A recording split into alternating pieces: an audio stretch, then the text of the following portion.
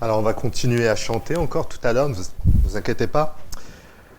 On s'arrête sur la Bible. Alors peut-être ceux de l'Église savent que on a commencé depuis quelques semaines à faire un parcours de Genèse, le premier livre de la Bible.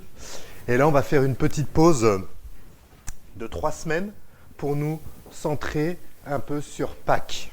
Et on reprendra, Dieu voulant, Genèse en avril. Dieu voulant. Alors, Pâques. Alors peut-être vous aimez bien le chocolat comme moi, mais en fait, le bon chocolat, ça n'a en fait pas grand-chose à voir avec Pâques. Vraiment pas grand-chose, malgré ce que beaucoup peuvent penser. J'ai vu cette semaine un sondage où il y a seulement 44% des Français qui savent que Pâques parle de la résurrection de Jésus-Christ. Même pas la moitié. Même pas la moitié. 44%. Et alors nous, on pourrait regarder un peu toutes ces personnes, nos contemporains, avec mépris et dire, les gens ne savent plus rien maintenant. Vraiment, ils savent plus grand-chose. On pourrait regarder comme ça. Parce que nous faisons partie des 44%. Nous savons la bonne réponse. Super.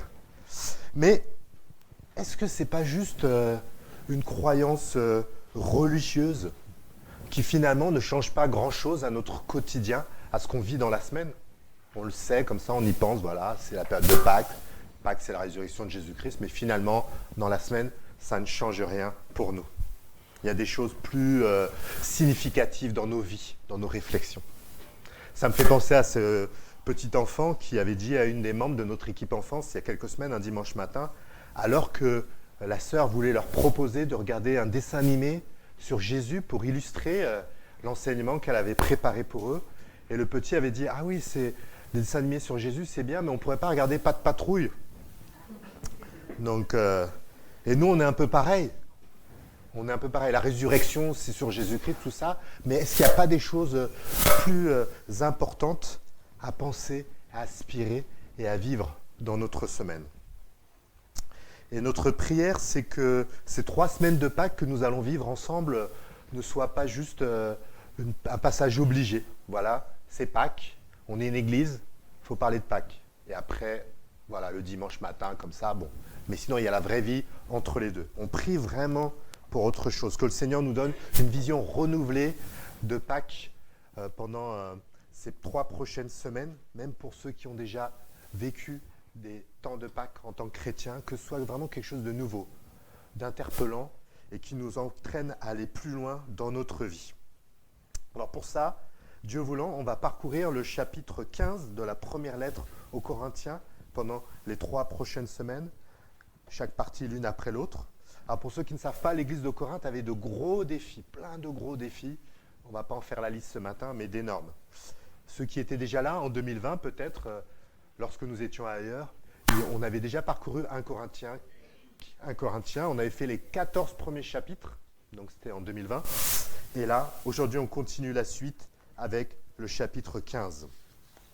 Et nous allons voir les 19 premiers versets aujourd'hui, car c'est un grand chapitre avec presque 60 versets. Donc on va faire petit à petit. Donc aujourd'hui, les versets 1 à 19. On va voir la résurrection, élément essentiel de notre foi, bien sûr, mais on prie aussi que ce soit un élément essentiel de notre vie quotidienne. Voilà notre prière. Donc les versets 1 à 4, on verra l'enseignement de la Bible sur la résurrection que l'on trouve dans les premiers versets. Dans les 5 à 11, on verra les témoins de la résurrection. Et puis pour finir, bien sûr, l'importance de la résurrection pour notre foi, mais on prie aussi pour notre vie.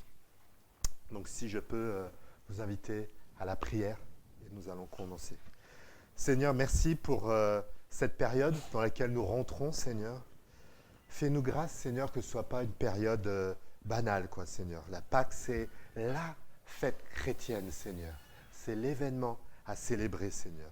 Mais pas juste à célébrer le dimanche matin, pas juste à célébrer dans nos foyers, mais célébrer dans notre quotidien, Seigneur. Que ça a un impact sur notre foi et sur notre vie, Seigneur. Rappelle-nous, Seigneur. Rends nos cœurs ouverts, Seigneur. Rends nos cœurs humbles devant ta parole, Seigneur. Rends nos cœurs comme une terre fertile qui va produire de bons fruits, Seigneur, dans notre quotidien, Seigneur. Amen.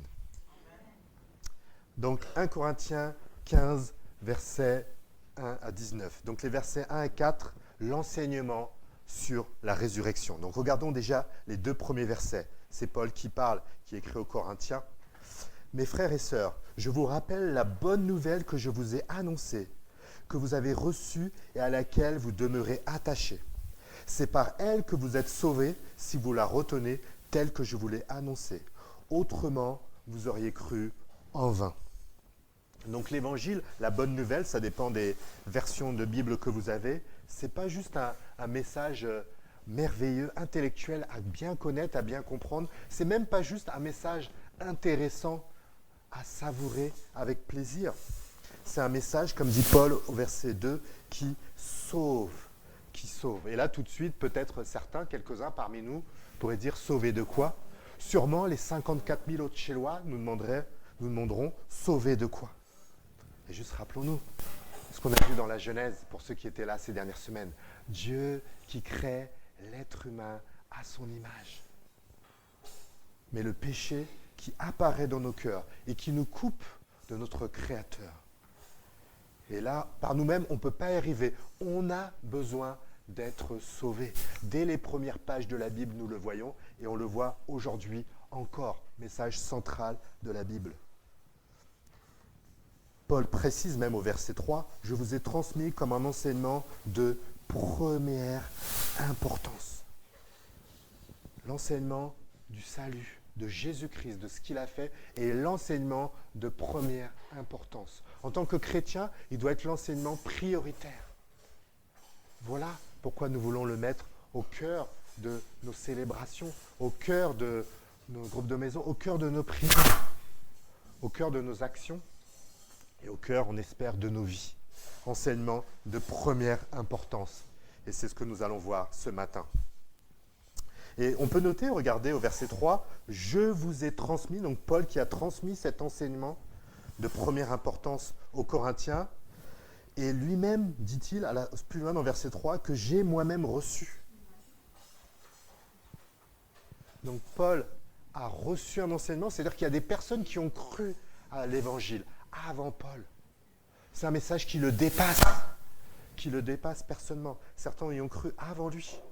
Et il a transmis ce message aux Corinthiens pour que d'autres y croient après lui. Cet enseignement est de première importance parce qu'il ne s'arrête pas à nos horizons, bien sympathiques, mais nos horizons limités, même pas à l'horizon de Paul. Et si nous voulons œuvrer, justement, c'est pour que d'autres puissent croire à ce message après nous. Que ça aille plus loin que notre propre personne et plus loin que notre situation actuelle. La bonne nouvelle, comme il dit au verset 1. Et il le dit d'ailleurs ce message, pour que ces choses soient claires à la fin du verset 3. Le Christ est mort pour nos péchés, conformément aux Écritures. Il a été mis au tombeau et il est ressuscité le 3e jour, comme l'avaient annoncé les Écritures. Donc Paul résume ce message par 2 faits. Christ est mort pour nos péchés. Phrase riche de réflexion, d'importance. Et il est ressuscité le 3e jour. Voilà le cœur de l'évangile. Et c'est vrai, des fois, on va dire, ouais, j'ai partagé l'évangile à quelqu'un, des fois des termes, comme on dit, j'ai évangélisé. Ça peut choquer des visiteurs parmi nous, mais voilà, j'ai partagé l'évangile. Mais en fait, on a juste parlé à la personne de choses que Dieu avait fait dans nos vies cette semaine, ce mois-ci, il y a 10 ans. Et c'est bien. Merci Seigneur. Mais quelque part, on n'a pas partagé vraiment l'évangile si on n'a pas parlé de Jésus-Christ, mort pour nos péchés et ressuscité le 3e jour. L'évangile, c'est quelque chose qui dépasse nos histoires. C'est l'acte suprême de l'histoire de l'humanité. Un enseignement de première importance. Et notez, je ne sais pas si vous avez fait attention, à la fin du verset 3, Paul dit « Le Christ est mort pour nos péchés conformément aux Écritures. Il a été mis au tombeau et il est ressuscité le 3e jour, comme l'avaient annoncé les Écritures. » Les Écritures, les Écritures, la parole de Dieu, référence de notre foi. Et il faut se mettre à l'époque, on était il y a à peu près 2000 ans, les Écritures à ce moment, c'était l'Ancien Testament, tout ce qui avait été révélé par Dieu avant la venue de Jésus, et les premiers évangiles à ce moment-là étaient écrits, peut-être Marc, ou peut-être à quelques années près, voilà ce qu'on avait, voilà ce qui constituait les Écritures à cette époque-là. Et Paul base l'enseignement de l'évangile, donc de la résurrection, sur la parole de Dieu, sur les Écritures. Ce n'est pas un enseignement qu'il dit parce que c'est bien, c'est à la mode, c'est moderne. Ça vient de l'Écriture, c'est Dieu qui l'a révélé. Dès l'Ancien Testament, on voit parler par exemple de la résurrection. Dans 1 Samuel 2, il est écrit « L'Éternel fait mourir et il fait vivre. Il fait descendre au séjour de mort et il en fait remonter. » Et peut-être vous connaissez la vie de Élie, qui a vécu aussi une résurrection, qui a opéré une résurrection, ou Élisée, qui en a opéré une ou deux, bon, ça dépend comment on parle. Et la résurrection, elle est exprimée de manière encore plus claire que juste dans la vie d'un homme comme Élie ou Élisée, dans les prophètes, où il y a plusieurs passages. Nous en citerons 15 ce matin, dans Daniel 12. Beaucoup de ceux qui dorment dans la poussière de la terre se réveilleront, les uns pour la vie éternelle, les autres pour la honte et l'horreur éternelle. L'enseignement de la résurrection vient des Écritures. Peut-être certains parmi nous vont dire, vous croyez, vous ici, vous croyez à ça, vous croyez à la résurrection. Mais on est en 2024, comment vous pouvez croire des choses comme ça? Ça vient des Écritures, d'accord, peut-être à l'époque de l'Ancien Testament. Les gens croyant ça, tout le monde croyant ça, c'était une époque moins moderne. Peut-être au temps de Jésus, peut-être même, tout le monde croyait à ça, c'était il y a 2000 ans, ok. Mais maintenant, comment vous pouvez croire à ces choses-là en 2024? Peut-être certains se posent ça, et ils sont les bienvenus parmi nous, et on veut être ouvert aux critiques et aux questionnements. Mais détrompez-vous sur un point. Au temps de Jésus, tout le monde ne croyait pas à la résurrection. La Bible parle, vous verrez peut-être, les Sadducéens qui ne croyaient pas à la résurrection. C'est des contemporains de Jésus. Ils n'y croyaient pas. Et malgré tout, Jésus les a rencontrés, Jésus a même échangé. Ils ont voulu coincer Jésus à différents moments. Et Jésus a parlé de la résurrection avec ses contemporains. Il a parlé de sa propre résurrection. Il a même évoqué la résurrection de ses disciples. Et en plus, Jésus n'a pas juste parlé de la résurrection. Il a opéré 3 résurrections avec 2 enfants et un de ses amis qui s'appelle Lazare. Et les miracles que Jésus a fait, ces miracles-là, préfigurent en fait la résurrection finale avec un grand R qui allait venir. Et on pourrait regarder dans le détail, mais comment va se passer cette résurrection avec des éléments? Et c'est la suite de nos textes de les 2 prochaines semaines. Donc venez pour les suivre. Mais dès aujourd'hui, on peut dire déjà que c'est l'enseignement de la Bible. Que la mort n'est pas la fin de toute chose. La mort n'est même pas, comme certains pensent, comme une amie. Une amie qui fait partie de la vie, c'est une amie. Non, la Bible dira, dans 1 Corinthiens 15, on verra dans 2 semaines, que c'est l'ennemi, le dernier ennemi, l'ennemi ultime, que Jésus a vaincu à la croix, mais qui sera totalement anéanti au jour final, quand Dieu l'anéantira et reviendra dans la personne de Jésus-Christ. Voilà l'enseignement de Jésus-Christ. Et c'est intéressant parce qu'au verset 4, il dit « Jésus a été mis au tombeau et il est ressuscité ». Donc Paul écrit ça. Il faut se mettre à l'époque. Vous savez, à l'époque où Jésus est crucifié, c'est il y a 2000 ans à peu près, il y avait des contradicteurs. Si Jésus a été mort, c'est qu'il avait des ennemis, des gens qui n'étaient pas d'accord avec son enseignement. Détrompons-nous. Et des gens qui savaient que Jésus a dit « je ressusciterai ». Donc ils ont mis des gardes pour le tombeau. Et si Paul précise au verset 4, Jésus a été mis au tombeau, c'est pour expliquer que Jésus était vraiment dans son corps, dans le tombeau, et le 3e jour, il a été ressuscité. Les contradicteurs, vraiment, auraient forcément été voir, quand les disciples ont commencé à dire « il est ressuscité », comme on l'a dit, comme on le chantera tout à l'heure, ils ont été voir. Mais non, on va aller voir au tombeau pour voir si c'est vrai ou pas, c'est normal, pour avoir la preuve. Moi, je suis prof au collège, je suis prof de maths dans le collège de la ville, à mi-temps, et je donne des cours, des devoirs à mes élèves à chaque cours, les pauvres. À chaque cours, ils ont des devoirs. Quand le cours suivant arrive, je ne leur demande pas est-ce que vous avez fait vos devoirs. Ils me disent oui, et puis je passe à autre chose. Non, non, non, non. Je viens vérifier. Et je circule dans tous les rangs. À chaque cours, pour chaque cahier, je vérifie pour savoir si ce qu'ils disent est vrai.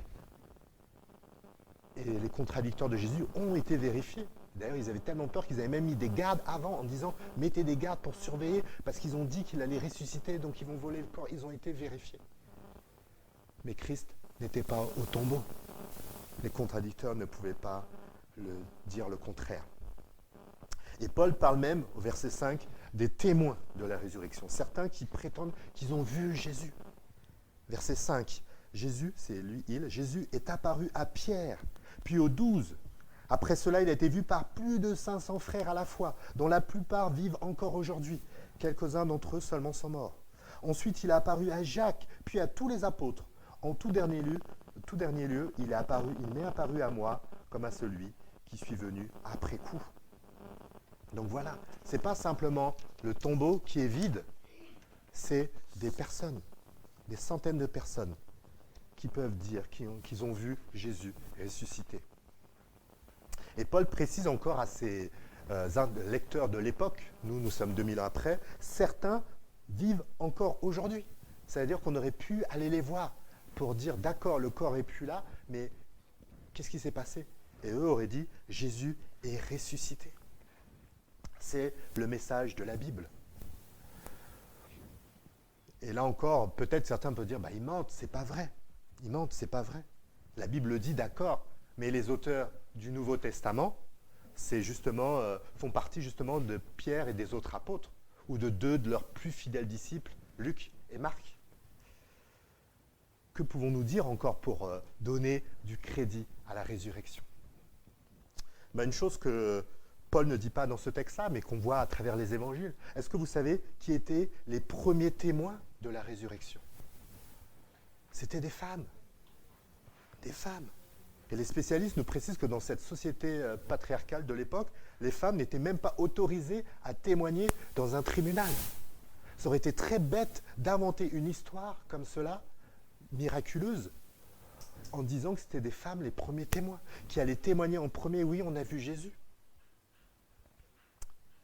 Donc si vous ne croyez pas à la résurrection, il faut aller plus loin peut-être, si vous êtes honnête intellectuellement, de dire oui, c'est impossible, c'est inimaginable. Si Dieu existe, si Dieu est grand, il peut faire de grandes choses. Ça, c'est rationnel aussi. Mais il faut trouver une alternative honnête à ces faits-là. De ce message, de la résurrection, de tous ces disciples qui ont après été persécutés pour cela. S'ils savaient que leur vie était basée sur un mensonge, quel intérêt de se faire persécuter? On voit dans le livre des Actes, de se faire tuer. On ne va pas rentrer dans les détails. S'ils savaient que c'était du mensonge. Et dernière chose sur ces témoins, regardez ce que nous dit le texte à partir du verset 9. Oui, je suis le moindre des apôtres. Je ne mérite pas de porter le titre d'apôtre puisque j'ai persécuté l'Église de Dieu. Voilà ce que dit Paul. Et ça, c'est intéressant dans son témoignage. On voit l'humilité. On voit l'humilité du cœur. Parce que je ne sais pas si vous suivez l'actualité, vous aimez bien un peu l'histoire ou des choses comme ça, parce que des fois, il y a des personnes qui sont célèbres, qui sont connues, que ce soit dans le domaine de l'art, dans le domaine du sport, dans le domaine de la politique, qui ont fait de grandes choses, et on apprend des choses sur leur vie personnelle, sur leur attitude, sur leur caractère. On découvre des choses, et on tombe des nues. On tombe des nues. On croyait que c'était des grands hommes, des grandes femmes, mais on voit dans leur attitude, waouh.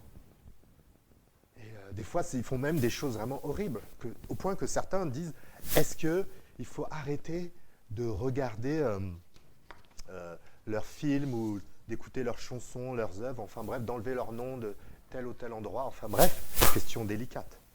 Mais nous, les témoins qui sont évoqués ici, ont l'humilité de Paul. Je suis le moindre des apôtres. Je ne mérite pas de porter le titre d'apôtre parce que j'ai persécuté l'Église de Dieu.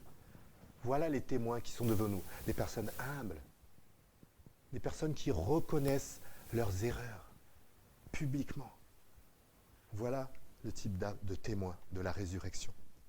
Et c'est pas tout. Au verset 10, ce que je suis à présent, c'est à la grâce de Dieu que j'ai le droit. Et cette grâce qu'il m'a témoignée n'a pas été inefficace. Il reconnaît que c'est l'œuvre de Dieu qui agit en lui. Parce qu'on pourrait croire à la suite qu'il devient un peu orgueilleux lorsqu'il dit « Loin de là, j'ai peiné à la tâche plus que tous les autres apôtres. » Mais tout de suite, pour que les choses soient claires, il dit « Non pas moi, certes, mais la grâce de Dieu qui est avec moi. » Les témoins qui sont devant nous reconnaissent que même quand Dieu agit, c'est Dieu qui agit à travers eux. Le verset 11. Bref, que ce soit eux ou que ce soit moi, voilà le message que nous proclamons et voilà aussi ce que vous avez cru. Voilà le message que nous proclamons et voilà aussi ce que nous avons cru. En fait, Paul et les autres témoins ne parlent pas de la résurrection pour se mettre en avant parce qu'ils ont rencontré Jésus, ils ont vu quelque chose d'extraordinaire. Non. Ce n'est pas eux qui est intéressant pour eux. C'est Jésus, son message qu'il veut mettre en avant. On n'aurait pas le temps ce matin, mais on pourrait citer plusieurs versets de 1 Corinthiens où on voit, il dit vraiment exclusivement, c'est Jésus-Christ que nous mettons en avant, dans notre message, dans nos vies. Il dit même dans le 4e chapitre, peu importe ce que vous pensez de moi, peu importe même ce que moi-même je pense de moi, c'est Jésus qui compte. Jésus qui met en avant. Donc voilà l'enseignement de la résurrection. Voilà les témoins de la résurrection. Et tout ça nous amène à l'importance de la résurrection. À partir du verset 12. Or, si nous proclamons que le Christ est ressuscité, comment quelques-uns parmi vous peuvent-ils prétendre qu'il n'y a pas de résurrection des morts? Parce qu'il y avait des chrétiens dans l'église de Corinthe qui disaient « non, il n'y a pas de résurrection des morts ». Pourtant, c'était des chrétiens anciens, matures, qui vivaient des choses fortes. Peut-être qu'ils s'y croyaient un peu, mais enfin bref. Et Paul continue au verset 13. « S'il n'y a pas de résurrection des morts, alors le Christ, lui non plus, n'est pas ressuscité. Et si le Christ n'est pas ressuscité, notre prédication n'a plus de contenu et votre foi est sans objet. » Verset 15. « Il y a plus. S'il est vrai que les morts ne ressuscitent pas, nous devons être considérés comme de faux témoins à l'égard de Dieu. En effet, nous avons porté témoignage que Dieu a ressuscité le Christ d'entre les morts.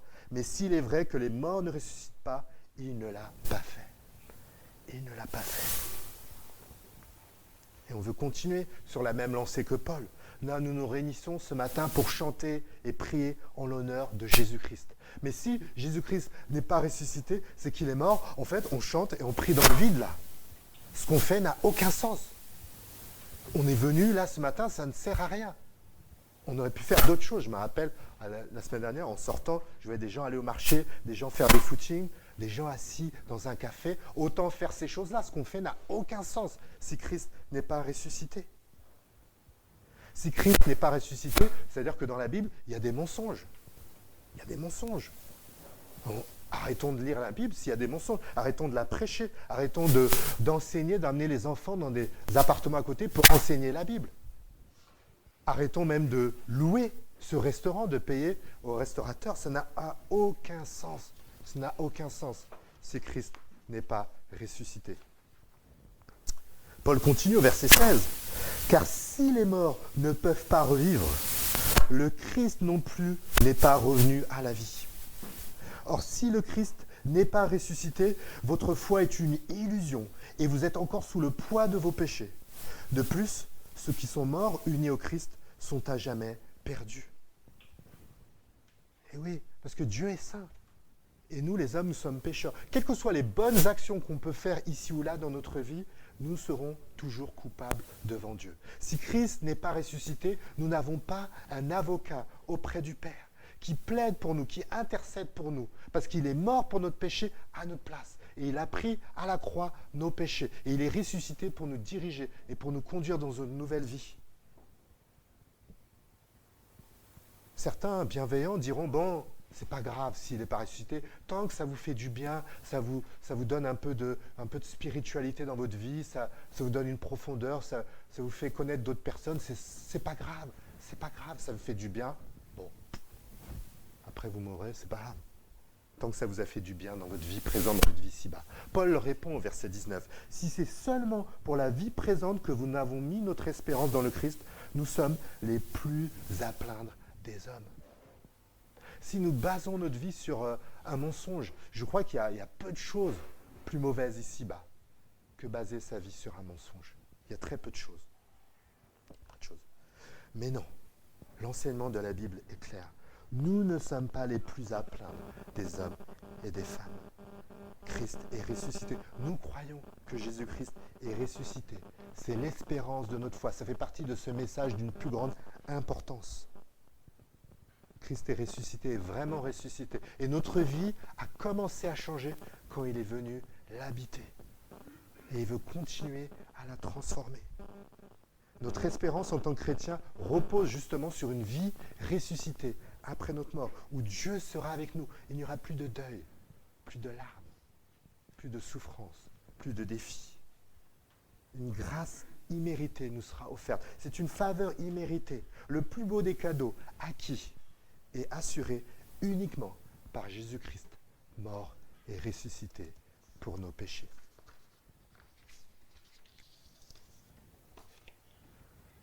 Je terminerai par une seule question. Est-ce que vous croyez en la résurrection ? Est-ce que vous croyez vraiment ? Donc sinon peut-être vous avez pensé non, mais malgré ce qu'on a partagé, et ça, vous êtes les bienvenus à revenir. Dimanche prochain, on continuera avec Gaël la suite de notre passage.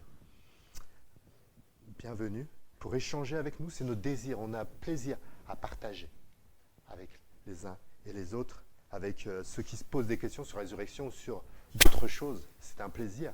Je pensais à ce copain au travail qui m'a demandé vendredi, on m'a pris en aparté pour me demander, est-ce que Jésus est vraiment Dieu ? C'est un plaisir et une prière de pouvoir continuer l'échange avec lui. Si vous croyez en la résurrection, si vous croyez, et je pense pour la plupart d'entre nous, nous y croyons, qu'est-ce que ça change dans notre vie ? Est-ce que croire en la résurrection, c'est juste pour des petits moments spirituels comme ça, comme ce matin à l'église, comme on dit, ou des fois chez nous, des petits moments un peu comme ça ?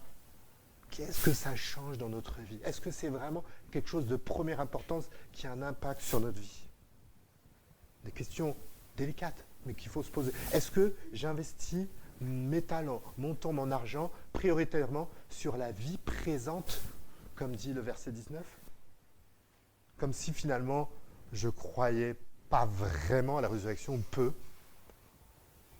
En fait, cette espérance devrait intégrer tous mes défis du quotidien. Pense aux plus grands défis qui t'accompagnent en ce moment-là. Pense à ce qui te pèse le plus.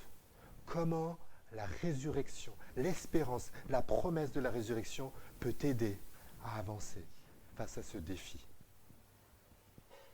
On peut penser aussi en tant qu'Église, on recherche un plus grand local.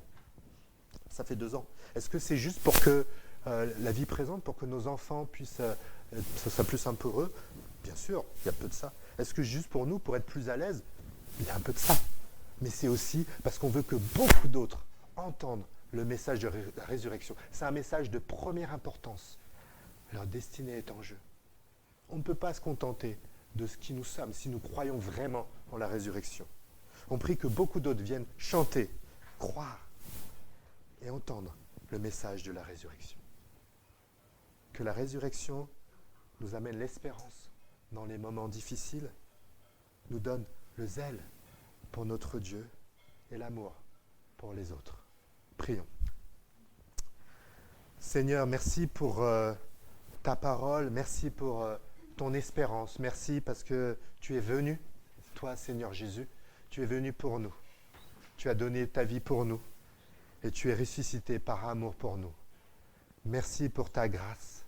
Merci pour ton sacrifice, merci parce que tu es ressuscité, nous le croyons, Seigneur. Et tu veux nous entraîner dans une vie nouvelle, Seigneur. Merci parce que nos vies ont changé depuis que tu es venu les habiter, Seigneur. Et tu veux continuer à nous transformer, Seigneur. Entraîne-nous, Seigneur, à vivre cette espérance dans notre quotidien, Seigneur. Cette espérance, merci parce que tu nous as préparé une place, Seigneur. Et que nos vies, Seigneur, soient maintenant les témoignages de la résurrection auprès de nos contemporains, Seigneur. Amen.